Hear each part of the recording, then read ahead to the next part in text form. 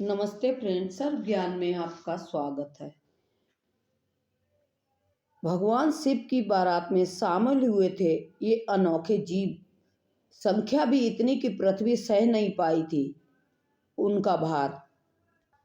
महाशिवरात्रि के दिन भगवान शिव माता पार्वती से विवाह का वैरागी जीवन छोड़कर ग्रस्त हो गए थे। लेकिन भगवान शिव तो सबके आराध्य हैं, चाहे वो देव हो, दानव हो, पशु हो या मनुष्य हो।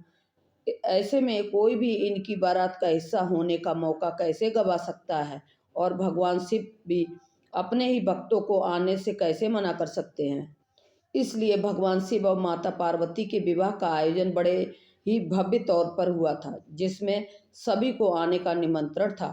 क्या खास है शिव जी की बारात में? कहते हैं कि ऐसा कोई जीव नहीं था जो शिव की बारात में शामिल नहीं हुआ। इस बारात में भूत, प्रेत, पिशाच, दैव, दैत्य, गंधर्व, नाग, किन्नर, यक्ष, महा राक्षस, असुर इत्यादि सभी शामिल थे।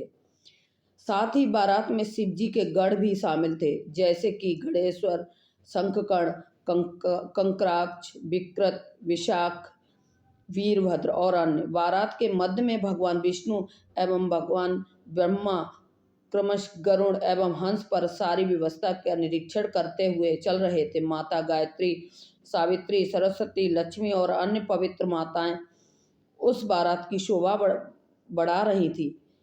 सप्तऋषियों से सभी ऋषि मुनि स्वास्तिगान करते हुए चल रहे थे। देवराज इंद्र समस्त देवताओं से एवं कुमेर यक्षों एवं गंधर्वों से घिरे चल रहे थे। स्वयं चंडी देवी महादेव की बहन बनकर आई थी। उन्होंने सर्पों का आभूषण धारण किया था, प्रेत पर सवार थी एवं सर पर स्वर्ण कलश उठाया हुआ था। इस बारात में कोई भी भस्म में लिपटा नहीं था। इस बारात में भस्म में लिपटा हुआ विभक्त दिख रहा था। यह तो कोई आभूषणों से लूटा तो कोई आभूषणों से लड़ा हुआ था। एकदम रूपवान, जिसकी जैसी काया थी वो वैसे ही काया के साथ नाचते हुए पार्वती जी के घर की ओर बढ़ रहा था। क्या खास था शिव जी के बारात में? कहते हैं कि शिव जी की बारात में इतने लोग शामिल हो गए थे कि उनके भार से पृथ्वी अपनी धुरी से झुक रही थी, और पृथ्वी को संतुलित करने के लिए भगवान शंकर ने महर्षि अगस्त्य को अपने आशीर्वाद और उनके समर्थपूर्ण फल के साथ पृथ्वी के दूसरे छोर पर भेजा, और तब जाकर पृथ्वी का संतुलन सही हुआ। भगवान शिव को थोड़ा पीछे छोड़कर भगवान विष्णु और ब्रह्मा शेष देवताओं, यक्षों, गंधर्वों इत्यादि को लेकर आगे बढ़े। उनका सबका माता मैनावती ने स्वागत किया और वे व्याकुलता से भगवान शिव के आने की प्रतीक्षा करने लगी।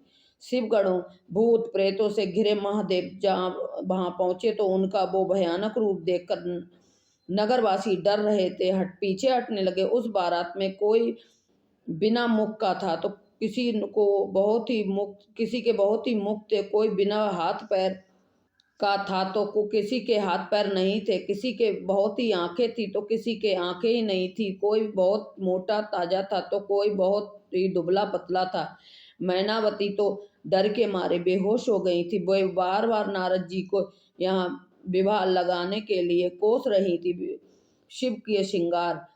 शिव जी जब बारात के लिए निकले तो उनके मस्तिष्क पर चंद्रमा में, जटा में गंगा जी, 3 नेत्र, सांपों का जनेऊ, कंठ में विष और छाती पर नरमुंडों की माला थी। भगवान विष्णु ने मजाक करते हुए महादेव से कहा, ऐसा अद्वितीय वर के लिए तो ये बारात योग्य नहीं है। अवश्य ही कन्या के घर हमें लज्जित होना पड़ेगा। और हुआ भी ऐसा ही। शिव जी को देखकर माता पार्वती के पिता पर्वतराज हिमालय और माता मैनावती चिंता में पड़ गए। उन्हें अपनी पुत्री की किस्मत को लेकर दुख होने लगा। पर्वतराज और मैना देवी को दुख को देखकर नारद जी ने उन्हें भगवान शिव और माता पार्वती के पुनर्जन्म की कथा सुनाई और सबको इस मंगल अवसर के बारे में समझाया। नारद जी ने भगवान शिव को सही स्वरूप समझाकर उनके गुणों और शक्तियों की चर्चा की। शिव जी का श्रृंगार। जब भगवान शिव ने अपनी सास को उदास देखा तो उनका मन रखते हुए भगवान शिव ने नारायण से स्वयं का श्रृंगार करने को कहा। तब भगवान विष्णु और देवताओं ने महादेव को जनवासे में ले जाकर श्रृंगार किया और जब वे वेदी पर आए तो उनका रूप करोड़ों कामदेव देवों को रूप को भी लज्जित कर रहा था। उस समय तक जो कोई देवी देवता का अद्भुत रूप देखकर आश्चर्य कर रहे थे, वे महादेव के अति सुंदर रूप को देखकर मंत्रमुग्ध हो गए।